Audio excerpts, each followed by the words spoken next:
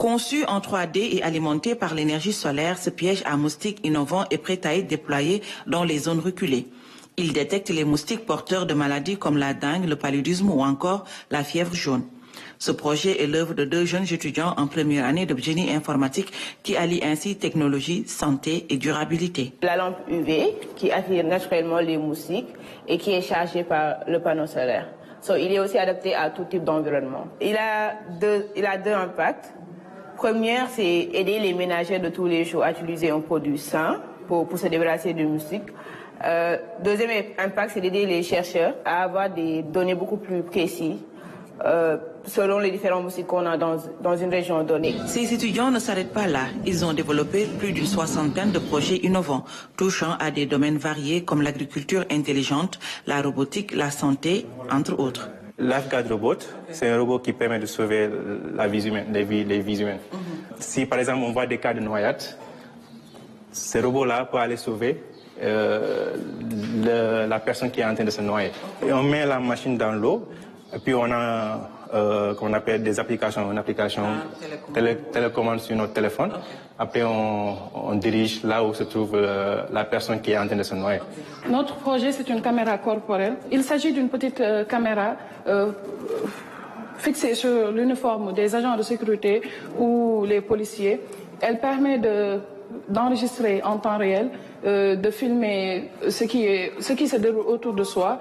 Elle permet de détecter des mouvements et ainsi qu'elle détecte des sons. Le tricoscope est capable de vous dire si vous avez le paludisme ou la drépanocytose.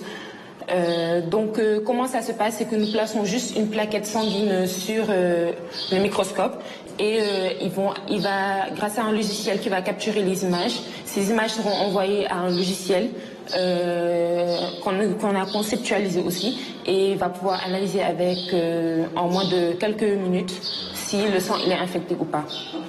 La créativité de ces jeunes étudiants illustre bien l'importance croissante de l'innovation technologique au Sénégal. Dans le cadre de la digitalisation des systèmes de courrier, nous avons créé une plateforme qui permet de traiter les correspondances reçues par le ministère de l'Industrie et du Commerce.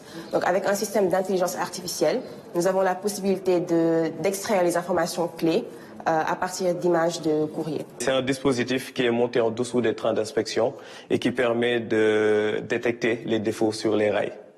Donc quand on parle de défauts, ça peut être des boulons manquants, des boulons desserrés et même des fissures qui sont sur les rails. L'intelligence artificielle joue aujourd'hui un rôle majeur dans de nombreux secteurs pour faciliter la vie quotidienne et professionnelle des individus.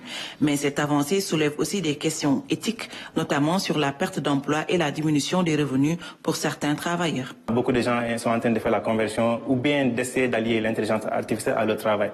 Et je pense pas que l'intelligence artificielle peut prendre carrément le travail des gens, mais ça peut réduire les gens qui sont là-bas. Mais ça ne peut pas prendre 100% de leur travail. Au Sénégal, l'intelligence artificielle est désormais bien intégrée. De jeunes ingénieurs créent des applications et des robots pour améliorer la vie des populations. Et pourtant, une question demeure. Les robots pourront-ils un jour remplacer les humains dans tous les domaines? L'avenir nous le dira. Fatoumata Banelba, Madame, Monsieur, merci de votre